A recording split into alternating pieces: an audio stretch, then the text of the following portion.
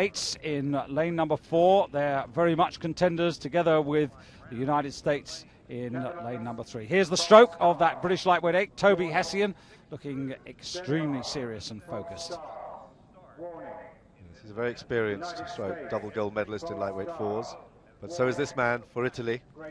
He's got 7 gold medals to his credit, Andre Ray. And the Americans, well, this is a race they've not got any recent pedigree in, but home ground, home crowd in the final.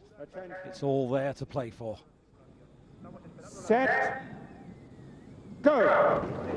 Away they go, pretty even start, and the Japanese closest to us, well, they've done tremendously well. This, their first ever appearance in a World Championship final.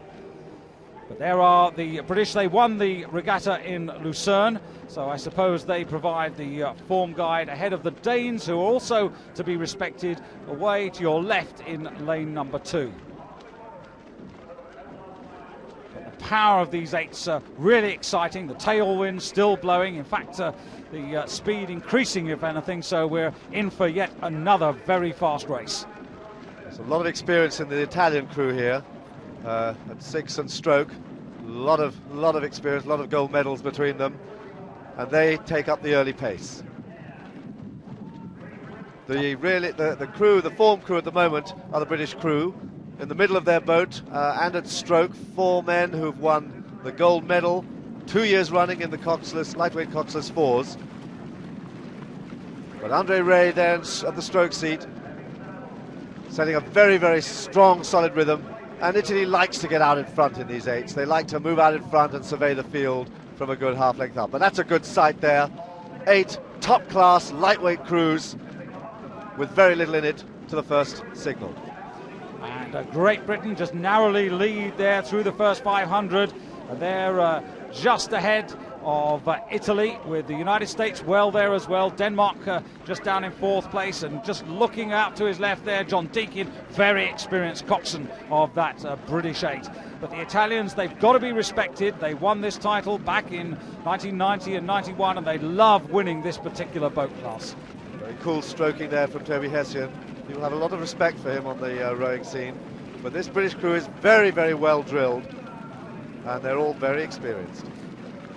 Whatever happens, we're going to have new world champions in the lightweight 8s this year. Canada won the title last year, but at the moment it's Italy and Great Britain fighting it out, and the United States not too far behind. No, the United States, in fact, beat the British crew at Henley 2.5 months ago, and they've been very confident all week, so they're expecting to do well. But now it's Denmark showing, and they're in lane 2. They're moving ahead of the British. The British at a very long, low, loose rate, about 35.5 strokes a minute. The Danes moving that bit faster, and they've taken a quarter of a length. And just look at Hessian. He seems to be completely unruffled. The whole crew there just rowing to plan. Very, very solid in the water. Halfway, and Bo Vestergaard, the stroke of the Danish 8 there, he's really raised the game to take the lead as they go through at the halfway point, and it's Denmark who've done 1:21.79 for that second quarter, who go through ahead of Great Britain. In 3rd place, it's Holland right on the far side. We haven't seen much of them, but they're at the moment just ahead of the United States here in the foreground of your picture. The United States crew throwing up a lot of water there. They're finding it quite a struggle. I think they've been rather taken by surprise by the fast start of the European crews, and they're now sitting well back. But here are the leaders, very strong, very experienced crew, sitting there keeping an eye on the British 8, about 1/3 of a length up. The Danes, they've had success in the lightweight 8s. They were the champions in 1992 in Montreal, the silver medalists last year, although they were beaten, and beaten quite convincingly in Lucerne by the British. But now here they are, out in front, keeping a good eye on that British 8. And indeed, they've got a good half length there, and they're leading the field. And with that experience, they'll be hard to pull back now with 600-700 meters to go.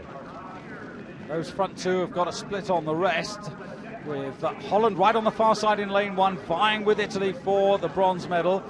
The United States and Japan, although they're trailing, they're still in touch. And the water there, you can see, quite bumpy as we come to the final quarter now. Denmark through by that half length down ahead of the British, then just Holland. And then the British really now are starting to move. They just started to push that rate there, almost according to an absolute plan there. They just raised it, and now they are shifting. They've pushed the rate up. Take a quick look across. They're all there, and they are moving now on Denmark.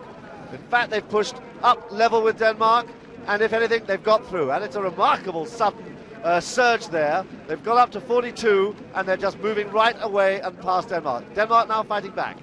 But Italy also beginning to move. They're moving on. Holland are trying to regain contact with the front two. The British now have got the lead, but can the Danes respond now as they come towards the enclosures, and all the support and noise of a really good crowd of enthusiastic and knowledgeable supporters. The British, though, in command at the moment as they come to probably the last 200 metres of the race now. The Danes really beginning to raise their game again as they come back, and it's bow to bow between Denmark and Great Britain. Italy and Holland look set for a bronze medal fight. The Danes look to their left, the British look to their right, and there's really nothing between these two crews. Driving towards the line now, the British closest to you, the Danes on the far side as they come towards the finish tower, and the British there by just about one stroke.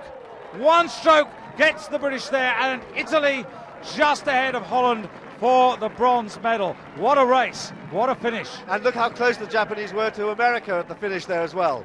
Just caught, just missed catching them at the end. What a finish, what a finish. I think that the Denmark actually retook the lead there. There's Carl Smith celebrating his 4th gold medal and congratulating Dave Lemon, who sits behind him.